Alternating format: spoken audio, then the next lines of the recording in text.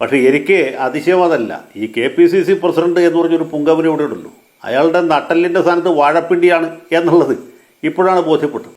അപ്പം ഇത്ര പ്രഗത്ഭനായ ഒരാളെ അന്വേഷിച്ച് കണ്ടുപിടിച്ച് കൊടുത്ത് KPCC പ്രസിഡന്റ് ആക്കിയവരെയാണ് നമ്മൾ പൂട്ട് തൊഴേണ്ടത്. അയാൾ ഈ കഴിഞ്ഞ ദിവസങ്ങളിലൊക്കെ പറയുന്ന വിട്ടിത്തരങ്ങൾ നിങ്ങൾ കേട്ടില്ലേ?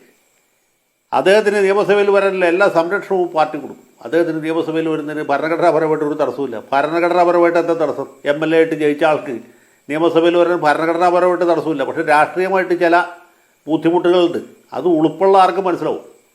മാത്രമല്ല, പാർട്ടിയുടെ പ്രാഥമിക അംഗത്വത്തിൽ നിന്ന് സസ്പെൻഡ് ചെയ്യപ്പെട്ട ആൾക്ക് നിയമസഭയിൽ വരാനായിട്ട് ഇയാളുടെ സംരക്ഷണം കൊടുക്കും. എങ്കിൽ പിന്നെ കോൺഗ്രസ് പാർട്ടി എന്തിനാണ് അയാളെ പുറത്താക്കിയത്? സത്യമാണെങ്കിലും എനിക്ക് അംഗീകരിച്ചു കൊടുക്കാൻ പറ്റുമോ? ഇത് KPCC പ്രസിഡന്റ് സ്ഥാനത്ത് ഇരുന്നുകൊണ്ടാണ് ഈ വിഡ്ഢിത്തം പറയുന്നതെന്ന് ആലോചിച്ച് നോക്കണം. അയ്യോ, ഓർമ്മിപ്പിക്കല്ലേ പൊന്നെ. ഞാൻ പറഞ്ഞത് അദ്ദേഹത്തെ നമ്മൾ കുറ്റം പറഞ്ഞിട്ട് കാര്യമില്ല. ഇദ്ദേഹത്തെ ഇവർക്കൊക്കെ നേരത്തെ അറിയാവുന്നതാണല്ലോ.